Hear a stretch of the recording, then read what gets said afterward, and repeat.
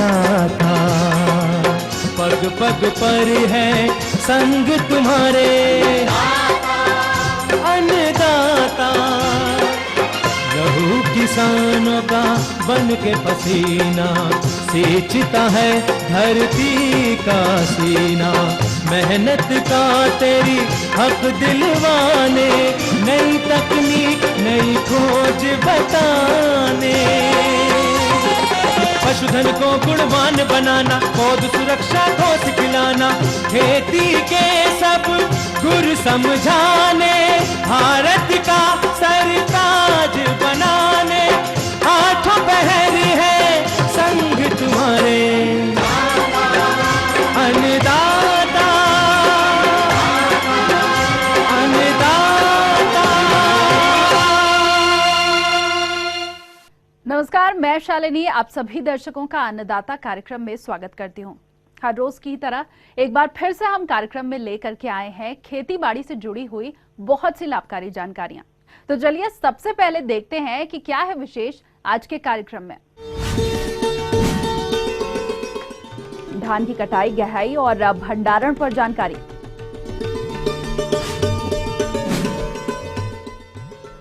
गोभी की उन्नत किस्में और रोपाई तकनीक।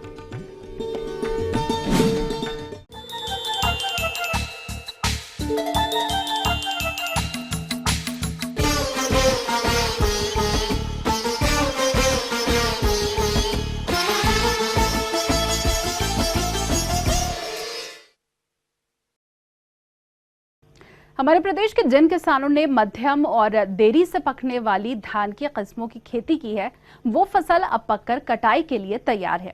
लेकिन फसल की कटाई, गहाई और भंडारण के समय कुछ बातों का ध्यान रखना जरूरी है, तभी उपज का बाजार भाव अच्छा मिलेगा। तो आप धान की कटाई, गहाई और भंडारण कैसे करें, आइए जानते हैं एक विषय विशेषज्ञ SK रब्बानी से। जैसा कि अभी खरीफ का मौसम, आप लोग जो धान लगाए हैं तो अब लगभग परिपक्वता के स्टेज में होगा। और अक्सर देखा जाता है कि इस स्टेज में अगर थोड़ा किसान भाई सावधानी नहीं बरतते हैं, ध्यान नहीं रखते हैं, तो काफ़ी मात्रा में जो है आपका जो है ईल्ड पे प्रभाव पड़ता है।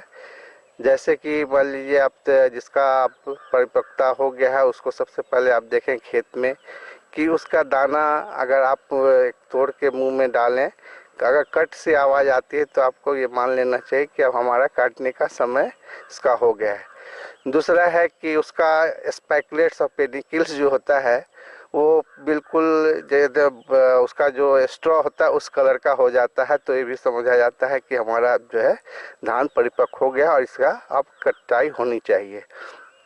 इसके पहले हम लोग कुछ सावधानी देखते हैं कि काटने से पहले 10 से 15 दिन जो है उस खेत में पानी जो है निकाल देना चाहिए, ताकि काटने में असुविधा नहीं हो। और उसके बाद अगर हम लोग टाइमली, अगर इस तरह का मैच्योरिटी हो जाता है, अगर टाइमली हम लोग उसका नहीं काटते हैं तो इससे काफ़ी नुकसान होता है। जैसे कि खेत में बहुत सारे चूहे का प्रकोप हो जाता है उस समय, और जिससे उसका नुकसान होता है। दूसरा है कि बर्ड्स, चिड़िया वगैरह जो है उसको भी नुकसान करती है।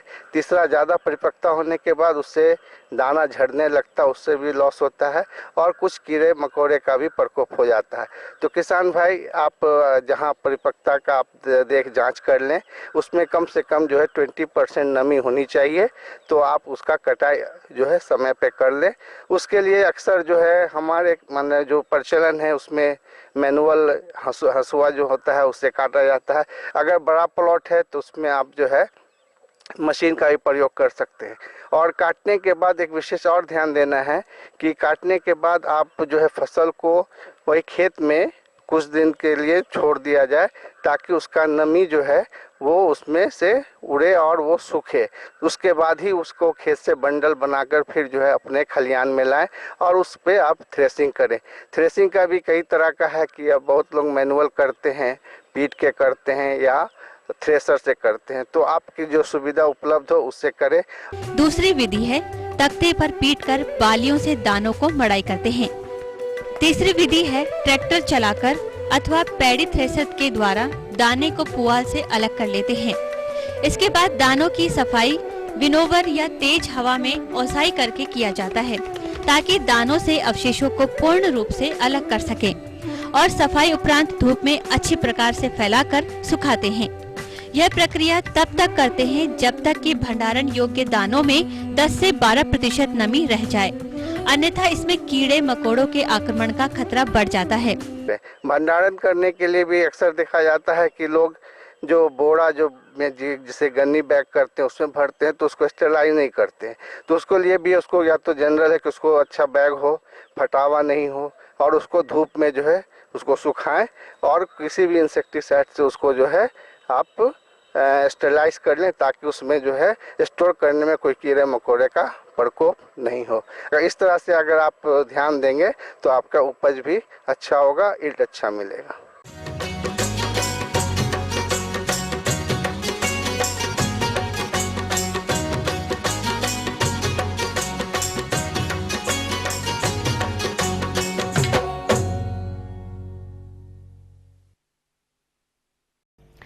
हमारे प्रदेश के जिन किसान भाइयों ने पिछेती गोभी की नर्सरी लगा रखी है, उनकी पौध इस समय रोपाई के लिए तैयार होगी।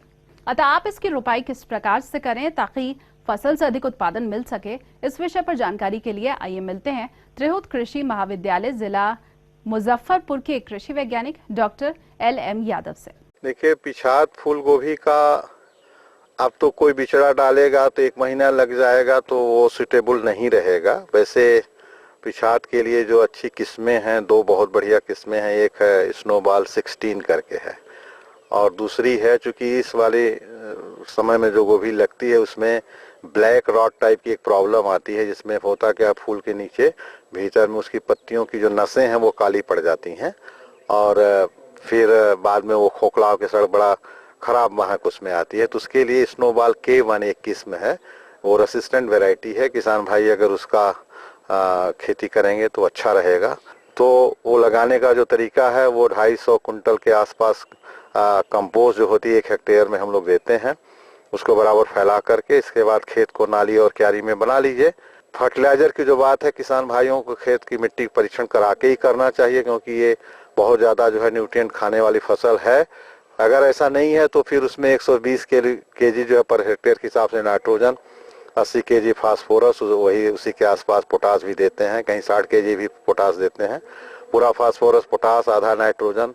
आपको जब लाइन बना लीजिए, लाइन कतार से कतार, तो जहाँ जहाँ क्रॉस बनता है वहीं पर फर्टिलाइजर रख करके कोड़ करके 24 घंटे के लिए छोड़ दीजिए। फिर इसको बिचड़ा दोपहर के बाद लगाना चाहिए। दूरी इसकी ज़्यादा रखते हैं, बल्कि आप कह लीजिए 2 कतार के बीच की दूरी हम 60 सेंटीमीटर रखते हैं, और आपस में 2 पौधों के बीच की दूरी भी 45 से 50 सेंटीमीटर रखते हैं, क्योंकि इसके पौधे की जो बढ़वार होती है काफ़ी बड़ी होती है, उसी हिसाब से इसका कड़ भी बनता है। तो ये दूरी मेंटेन करना चाहिए। तो ये सामान्य प्रक्रिया है। पौधा जब 4-6 दिन में सेट कर जाता है, हल्की सिंचाई कर देनी चाहिए, फिर इसमें कोई ऐसी समस्या नहीं आती है। सिंचाई आवश्यकता अनुसार करना है। 1.5 महीने की फसल हो जाए तो जो नाइट्रोजन बचा हुआ उसका आधा हिस्सा पुनः जो है टॉप ड्रेसिंग के रूप में दे देना चाहिए, फिर मिट्टी चढ़ा देना चाहिए। और जब 2 से 2.5 महीने के आसपास फसल पहुंचती है तो कड़ फॉर्मेशन शुरू हो जाता है। अगर आपको लगे कि पत्तियों में पीलापन दिख रहा है, नाइट्रोजन की कमी दिख रही है, तो फिर एक बार टॉप ड्रेसिंग कर देना चाहिए, या 1% जो है यूरिया का घोल बना करके भी छिड़काव कर देंगे, तभी आपकी फसल बहुत बढ़िया हो जाएगी गोभी की। और सामान्यतया इसमें ठंडा इतना पड़ता है, किसी कीड़े का प्रकोप नहीं होता है, लेकिन ऐसा कहीं दिखाई पड़े तो आप मेलाथियान जो है 2 मिलीलीटर दवा 1 लीटर पानी में घोल बना के छिड़काव अगर कर देंगे तो कीड़े से भी इस समस्या का निदान किसान भाई पा सकते हैं। तो इस तरीके से अगर खेती करेंगे तो उनको भरपूर फायदा 400 से 500 कुंटल तक पैदावार 1 हेक्टेयर में इसका हो जाता है। तो ये थी कुछ उपयोगी जानकारियां। अब लेंगे एक छोटा सा ब्रेक, जल्द हाजिर होंगे। अच्छे फल उत्पादन के लिए पपीता के बागों में समसामयिक कार्य।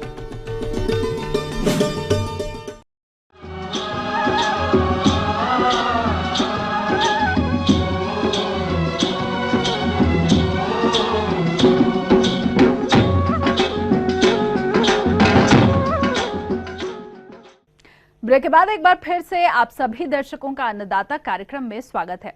बढ़ते हैं अगली प्रस्तुति की ओर।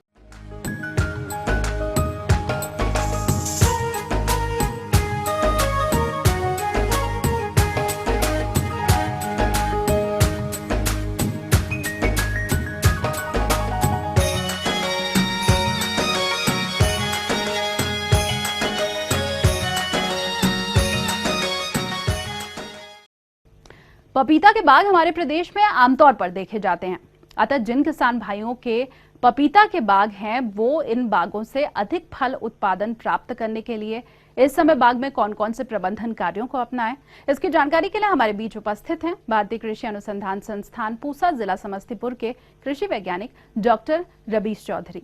तो सर्दियों में जो पाला पड़ता है उससे बचने के लिए किसान भाइयों को हम यही बताना चाहेंगे कि इसका जो सबसे अच्छा उपाय है, एक तो इसमें लाइट इरिगेशन यानी हल्का पानी देते रहें, हर 10-15 दिन पे इसमें पानी देते रहें खेत में, तो उससे जो पाले से होने वाला नुकसान है वो बहुत ज्यादा हद तक इसको कम किया जा सकता है। दूसरा, खेत के अंदर धुआं कर दिया जाए तो जिससे कि क्या होगा, जो सीधा पाला पड़ता है वो पेड़ के पत्तों पे सीधा नहीं पड़ेगा, जिससे इससे होने वाले नुकसान से इसको बचाया जा सकता है। अगर आपके पौधे छोटे हैं तो उन छोटे पौधों को पाले से बचाने के लिए जो पॉलीथीन होती है, ट्रांसप्लांट पॉलीथीन, वो लेकर के उसको ऊपर से ढक देना चाहिए, जिससे सीधे पाले से होने वाला जो उसको नुकसान है उससे वो बच सकता है। और उसके बाद उसको हल्की हल्की इरिगेशन देते रहें, तो इससे जो भी इसमें पाले से जो भी नुकसान होता है उससे बहुत हद तक, काफी हद तक किसान भाई अपने खेत को बचा सकते हैं। और इसके बाद जब ये हमारा जो है फरवरी मार्च तक इसको ढके रहने देना चाहिए, और जैसे ही थोड़ा सा टेम्परेचर बढ़ने लगता है उसी समय उनकी पॉलीथीन्स को हटा देना चाहिए। हटाने के बाद उसमें जो पहली खुराक होती है फर्टिलाइजर की या जो खाद उर्वरक डालना है, वो चौथे महीने में जब उसमें हल्के हल्के फूल आने स्टार्ट हो जाते हैं, नर और मादा की पहचान हो जाती है, उसके बाद उसमें खाद और उर्वरक, जैसे या तो आप इफ्को का एनपीके सॉल्यूशन मिक्सचर आता है वो ले लीजिए, या फिर यूरिया, पोटास और डीएपी, इनको तीनों को एक इक्वल अमाउंट में 1:1 में अनुपात में मिला के, और उस मिक्सचर में से 100 ग्राम प्रति पौधा, उसको पौधे के 6-7 सेंटीमीटर दूरी पे गोलाई में एक रिज बना के उसमें बुरक के और फिर साइड से मिट्टी चढ़ा देनी चाहिए, और उसके बाद हल्का हल्का इरिगेशन उसको देता रहना चाहिए। ये खाद और उर्वरक की मात्रा उनको जो है 1-1 महीने के अंतराल पे, अगर उन्होंने 5वें महीने पे डाला है तो फिर उसके बाद 6ठे महीने में, फिर उसके बाद 7वें महीने में डाल के, और 3 बार, ये एक बार एनुअल पूरी फसल में 3 बार उनको खाद की और उर्वरक देने चाहिए। उसके बाद हल्का हल्का इरिगेशन देना चाहिए। पपीता की खेती में मोस्टली वैसे तो कोई रोग आता नहीं है, फिर भी इसमें सबसे बड़ी जो समस्या है वो PRSV वायरस की होती है, जो कि ये कीटों के द्वारा जो है वो फैलता है।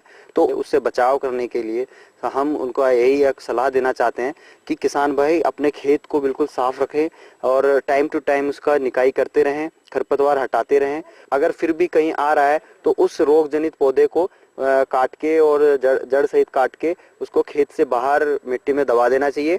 और उसके बाद कोई भी कीटनाशक, जैसे कि आपका डाइमिथियोट है, उसको लेकर के और उसका 2 ml प्रति लीटर पानी में मिला के उसका स्प्रे कर दें।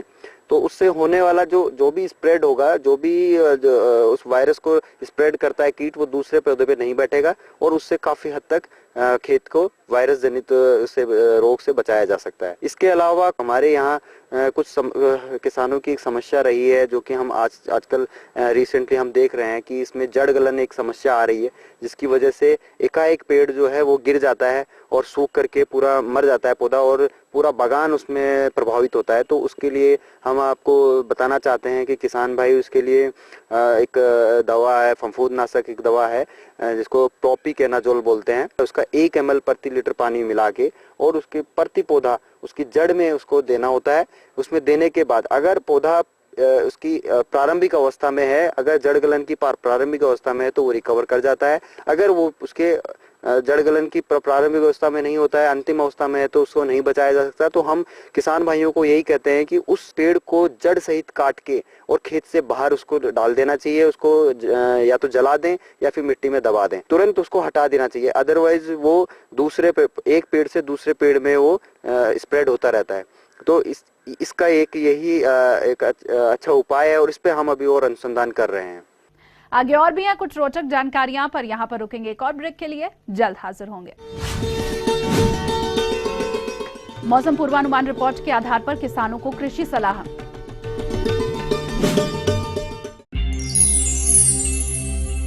तन और मन की तंदुरुस्ती, घर की साज सज्जा या परिवार की हो सेहत का सवाल, घर में और बाहर एक साथ सही संतुलन बनाना या खुद को हो सजाने संवारने का सवाल, इन सभी पहलुओं पर सही टिप्स जानिए। देखिए संगिनी फॉर टुडेज वुमेन, सोमवार से शनिवार दोपहर 3:30 बजे।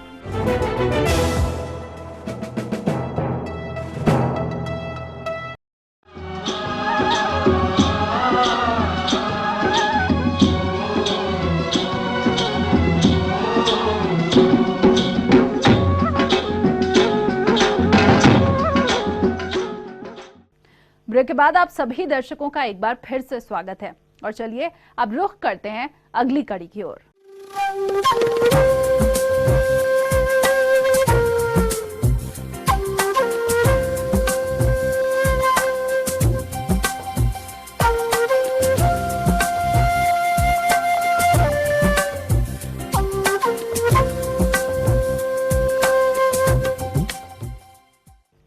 मौसम के अनुसार प्रबंधनों पर ही टिकी है आपकी खेती बाड़ी, इसीलिए मौसम पूर्वानुमान और उस पर आधारित साप्ताहिक कृषि सलाह इस प्रकार है। ग्रामीण कृषि मौसम सेवा भारत सरकार, बिरसा कृषि विश्वविद्यालय रांची एवं राजेंद्र कृषि विश्वविद्यालय पूसा समस्तीपुर द्वारा भेजे गए मौसम पूर्वानुमान के आधार पर किसान भाइयों को सलाह दी जाती है कि पिछात धान की कटाई जल्द से जल्द कर गेहूं की बुआई करें। सिंचित एवं समय पर बुआई हेतु गेहूं की उन्नत किस्में इस प्रकार से हैं।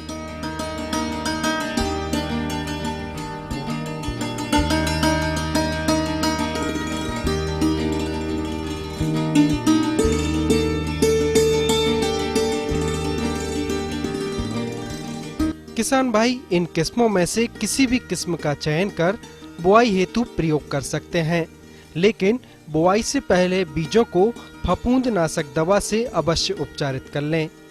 समय से बोई गई तोरी, सरसों, राई इत्यादि की फसल 20 से 25 दिन की अवस्था पर है, अतः इनमें प्रथम निकौनी एवं खरपतवार निकालने का कार्य करें। मटर की फसल इस समय वानस्पतिक बढ़वार की अवस्था में है, अतः इस फसल में आवश्यकता अनुसार सिंचाई करें एवं बची हुई नाइट्रोजन की शेष मात्रा का उप परिवेशन करें। जिन किसान भाइयों ने चने की बुआई समय से की थी, उनकी फसल अभी 10 से 15 दिन की अवस्था पर है, अतः इसमें निकौनी का कार्य करें। पशुओं को रात में खुले स्थान पर नहीं बांधें। पशुओं के खाने में 1 चम्मच नमक का मिश्रण सुबह एवं शाम को दें। इस समय रात का तापमान कम है, अतः पशुओं को सुरक्षित स्थान पर बांधें तथा ठंड से बचाने हेतु उपयुक्त कार्य करें।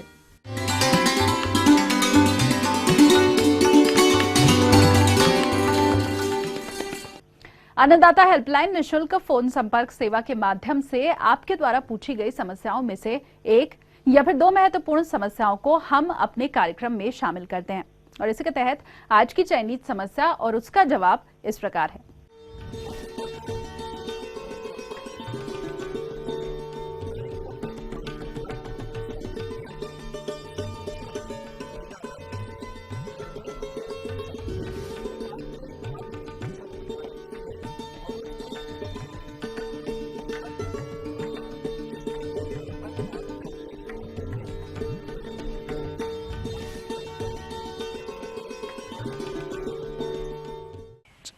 फसलें देख रहा हूँ, इसमें जो आलू है, मकई है और ये जो सूरजमुखी का पौधा है, इसको जब ये रोपाई या बुआई से करीबन 15 से 20 दिन के बाद पौधे करीब ज़मीन से जस्ट ऊपर आते हैं, उसी समय ये कजरा कीट का प्रकोप आता है। इसका प्रकोप जो है आप जनरली जहाँ जल जमाव की समस्या है, कोसी क्षेत्र में देख रहे होंगे कि ये जलीय क्षेत्र है, काफ़ी जल जमाव रहता है। यहाँ का मिट्टी को देखेंगे आप तो ये दोमट मिट्टी है, तो इसमें इसके प्रकोप होने की संभावना आपका 80 से 90% होता है और ये इसके कारण करीब फसलों को 20 से 25% तक आपका नुकसान पहुँचा देता है। देखिए जो कजरा कीट है, इसकी जनसंख्या जो है आपका अक्टूबर से लेके दिसंबर तक में इसका प्रकोप ज़्यादा रहता है इस समय जो टेम्परेचर का जो रेंज है, न्यूनतम तापमान इसका करीबन 16 डिग्री से लेके मैक्सिमम टेम्परेचर आपका 25 से 27 डिग्री सेल्सियस तक इसका टेम्परेचर रहता है। इस समय ये अनुकूल वातावरण है, प्लस इसका जो ह्यूमिडिटी का जो रेंज है, ह्यूमिडिटी करीबन आपका 80 से 90 डिग्री सेल्सियस का है। इस समय इसका जो जनरेशन है काफ़ी तेज़ी से बढ़ता है, इसका रिप्रोडक्शन बहुत फास्ट होता है इस समय। यही कारण है कि इन समय ये आलू के फसल में, ये आपका मकई के फसल में, प्लस ये आपका जो सूरजमुखी का जो फसल इन्हीं समय में लगता है, इस समय इसका प्रकोप ज़्यादा होता है और ये जड़ के जस्ट मिट्टी से जस्ट ऊपर वाले भाग को ये काट के गिरा देता है। ये बिल्कुल मिट्टी के रंग का होता है और इसका प्रकोप जो है दिन में नहीं रहता है, दिन में ये सुसुप्तावस्था में रहता है। जैसे ही संध्या कालीन होता है, ये करीब गोधूली बेला जिसको कहते हैं आप, गोधूली बेला में ये ज़मीन से बाहर निकलता है और इसको अपना पौधे को डैमेज करना, काटना शुरू कर देता है। तो इसके नियंत्रण के लिए आप बाज़ार में उपलब्ध है सुपर डी 1 से 1.5 ml पर लीटर के हिसाब से घोल बना के आप शाम के समय में इसका छिड़काव करें। साथ में दूसरी प्रकार की दवा है 2 ml पर लीटर के हिसाब से इसका छिड़काव कर सकते हैं।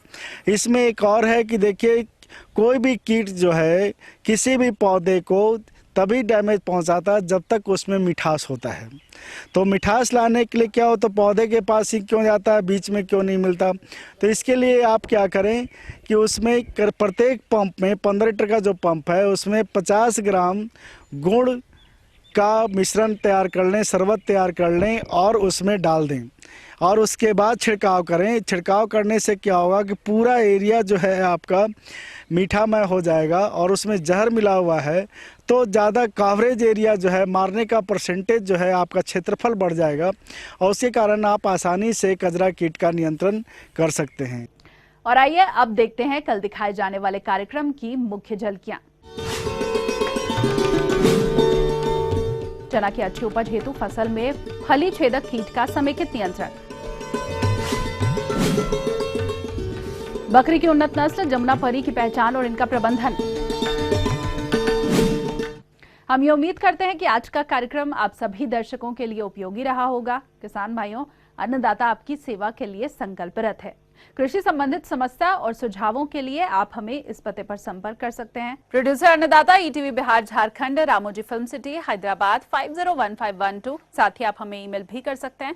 हमारा ईमेल आईडी है annadatabihar@etv.co.in। इसके अलावा आप हमें निःशुल्क हेल्पलाइन नंबर 180010084599 पर सोमवार से शनिवार सुबह 10 से शाम 4 बजे के बीच संपर्क कर सकते हैं। तो फिलहाल अन्नदाता की पूरी टीम को दीजिए इजाजत। कल फिर से इसी समय आपसे मुलाकात होगी कृषि संबंधित कुछ और महत्वपूर्ण जानकारियों के साथ। नमस्कार।